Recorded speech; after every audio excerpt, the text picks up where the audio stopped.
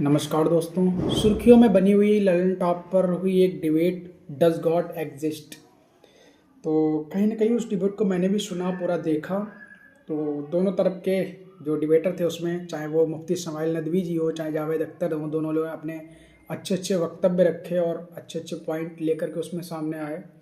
लेकिन कहीं न कहीं मैं इस डिबेट में जावेद अख्तर के ही पक्ष में हूँ और कहना भी चाहूँगा कि हो सकता है धर्म अच्छी चीज़ हो समाज के लिए, सामाजिक संगठन बनाए रखने के लिए।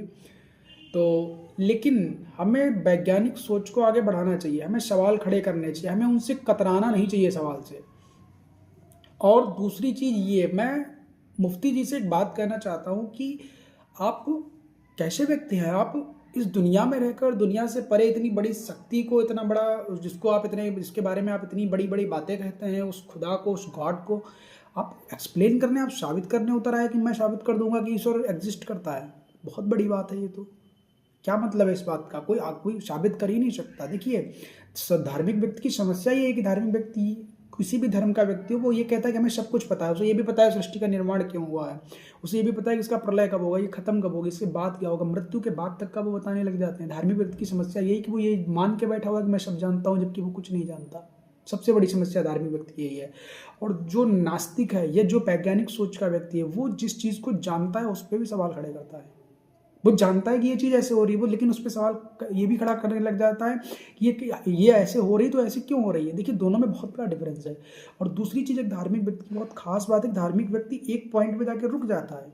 एक धार्मिक व्यक्ति से पूछो, जैसे कि कल उन्होंने एग्जाम्पल दिया कि हम किसी आइलैंड पे घूमने गए और आइलैंड पे एक बॉल पड़ी हुई थी। मैंने उस बॉल को देखा तो मैं फिर यही सोचा कि ये बॉल यहाँ कैसे आई, ये इसको किसने बनाया, ये पिंक कलर की क्यों है, और ये बढ़कर एकदम बड़ी हो गई। ये पूरा सृष्टि को उन्होंने ऐसे समझा दिया। भाई ये नहीं सोचा आपने, वो मतलब वही बात है जावेद अख्तर वाला तर्क कि ये आइलैंड कैसे बना। भाई आपने कहा, मैंने पूछा आपसे कि सृष्टि कैसे बनी, आपने बना दिया ये सब पूरा ईश्वर का बनाया हुआ है, पूरा ये सब चल रहा है ईश्वर का बनाया हुआ। फिर मैं एकदम ये पूछने लग जाऊंगा कि ईश्वर को किसने बनाया। फिर आप रुक जाएंगे वहाँ पे जाकर के कि मैं ईश्वर खुद में वो हमेशा से रहता है, वो कभी ना मरता है ना जीता है।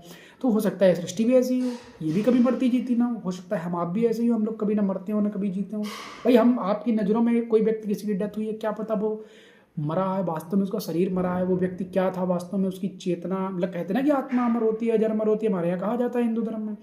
तो इन सब चीज़ों को आप कैसे साबित कर सकते हैं? किसी भी सिचुएशन से आप साबित कर ही नहीं सकते। जब तक आप वैज्ञानिक सोच लेकर नहीं चलेंगे, तर्कों को तरजीह नहीं देंगे, तब तक आप इन चीज़ों को साबित नहीं कर सकते। फिर उसमें ऐसी घटनाओं का जिक्र आया, गाजा पट्टी में होने वाली घटना जहाँ 40,000 बच्चों की हत्याएं, उनको आप कह दे रहे हैं कि वो तो ईश्वर की, वो फ्री विल मनुष्य की कर रही है, ईश्वर उसको देख रहा है, ईश्वर उनके लिए इंतजाम करेगा आगे। मतलब वही बात है कि ऐसा करने के बाद ईश्वर जन्नत में कुछ आगे अता करेगा।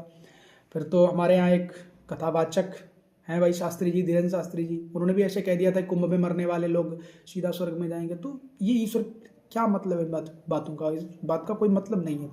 देखिए, आप किसी भी धर्म को मानते हैं, धार्मिक जो होता है, धार्मिकता आपको सीमित करती है। ये ध्यान रखिए, आप एक धर्म को मानेंगे तो धर्म, क्योंकि आस्था का विषय है, भावना का विषय है, क्योंकि वो फिर दूसरे धर्म में वो मतलब अपने में ही समेटने का प्रयास करेगा। सारी चीज़ें उसके हिसाब से ही जानो, सारी चीज़ें अपने तक ही सीमित रखो। अगर आप हिंदू धर्म को मानते हैं, या आप इस्लाम धर्म को मानते हैं, आप सिख धर्म को मानते हैं, जिस भी धर्म को मानते हैं, तो उसमें वो एक तक ही लिमिटेड आपको रखेगा कि इसी से पूरी दुनिया समझो कि सृष्टि कैसे बनी है, कैसे लोग चल रहे हैं, मृत्यु के बाद क्या होगा क्या नहीं होगा।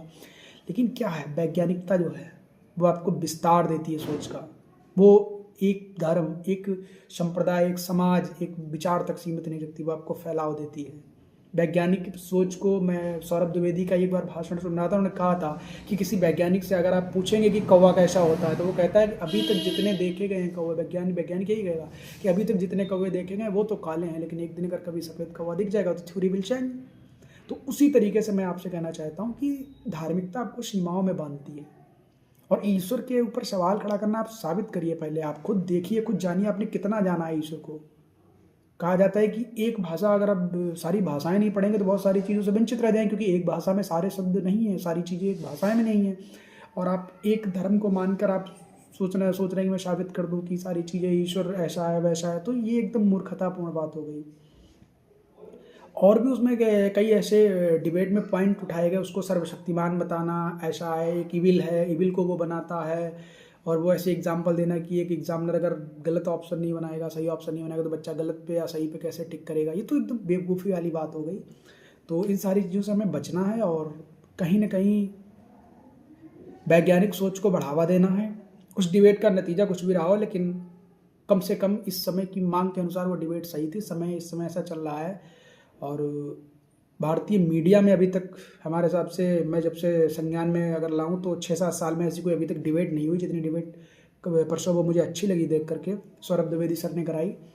मैं उनको प्रणाम करता हूं और चाहूँगा कि इस तरीके की डिबेट हमेशा आगे होती रहें और लोगों को अच्छी सोच, अच्छी चीज़ें मिलती रहे। और मैं एक नाम सजेस्ट करना चाहूँगा सर को कि वो अगली बार डॉक्टर विकास दिव्यकीर्ति सर को ज़रूर आमंत्रित करें किसी ऐसी डिबेट के लिए, क्योंकि जिस तरीके का वो कल होमवर्क करके आए थे मुफ्ती साहब और बहुत बड़े बड़े शब्दों का इस्तेमाल कर रहे थे, तो उनका ये होता है कि जावेद साहब हो सकता है वो चीज़ें समझ नहीं पा रहे थे तो उन्हें अच्छे से, तो किसी ऐसे अच्छे एजुकेटर को आप वहाँ पर रखिए, फिर वो उन्हें समझाएगा कि सारी चीज़ें क्या उनका सही मतलब है चीज़ों का, तो शायद वो संतुष्ट हो पाएँ। और मेरा मानना यही है कि आप अगर एक व्यक्ति की नास्तिकता को आस्तिकता में परिवर्तित नहीं कर पाए तो आप कितने भी बड़े आस्तिक हैं, कितने बड़ा खुदा को मानने वाले हैं, आप असफल साबित हुए हैं। बहुत बहुत धन्यवाद।